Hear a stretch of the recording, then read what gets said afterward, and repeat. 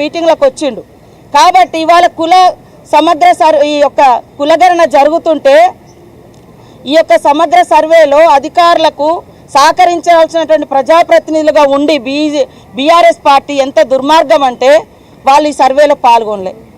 మేము ఒక టార్గెట్ పెట్టుకున్నాం, సామాజిక ఆర్థిక ఉపాధి అవకాశాల కోసం ఈ కుల సమగ్ర సర్వేను మేము నిర్వహించినాం. ఇవాళ వాళ్ళకి ఎక్కడ బీసీలకు పెరుగుతున్నాయో ఎవరి వాటా ఎంత పెరుగుతుందో అని వీళ్ళు పాల్గొనలేదు. పాల్గొనలకు మాట్లాడే అర్హత ఉందా? బీసీ సోదరులు కూడా ఆలోచించాలి, నిలదీయాలి.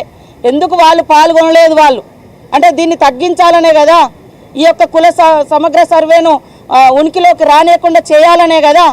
అలాంటి వాళ్ళు వచ్చి వాళ్ళు మాట్లాడుతున్నారు బీసీల కోసం. బీసీ సోదరులు అంతకుముందే మాట్లాడారు, తోడేళ్ళు వచ్చి గొర్రెలను కాపాడుతామంటే ఎవరైనా గొర్రెలు నమ్ముతాయా?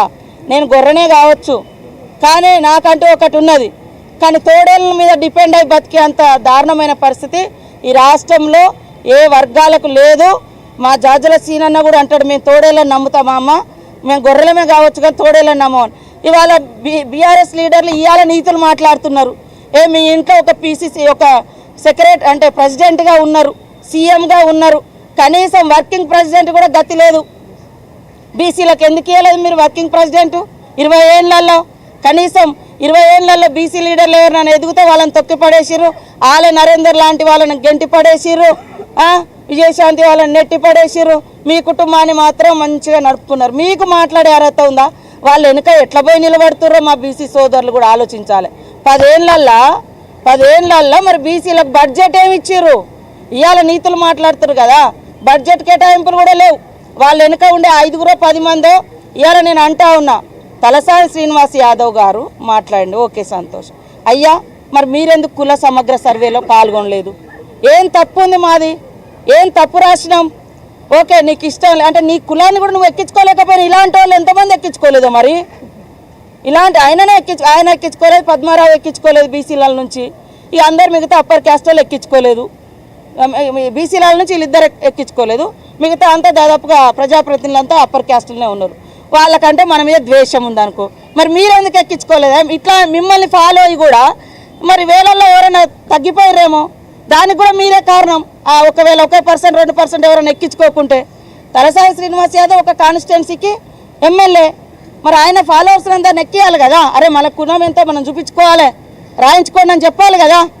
చెప్పకుండా ఇవాళ వచ్చి సన్నాయి నొక్కులు నొక్కితే ఎట్లనే? కాబట్టి ఇది ఒక కుట్రపూరితంగా ఇది మంచిగా పోయింది వాస్తవానికి బీసీలది. కాబట్టి దాన్ని డౌట్ క్రియేట్ చేయాలి. ఈ యొక్క మంచి పేరు ఇవాళ ఈ రాష్ట్రాన్ని చూపించి దేశంలో మా రాహుల్ గాంధీ గారు కూడా దేశంలో ఉన్నటువంటి అట్టడుగు వర్గాలకు న్యాయం జరగాలని కొట్లాడుతున్నాడు ఒక లక్ష్యంతో. ఇవాళ వాళ్ళు వచ్చి మేకవన్నె పులులాగా వేషాలు ఎత్తే ఎవరు నమ్మరు.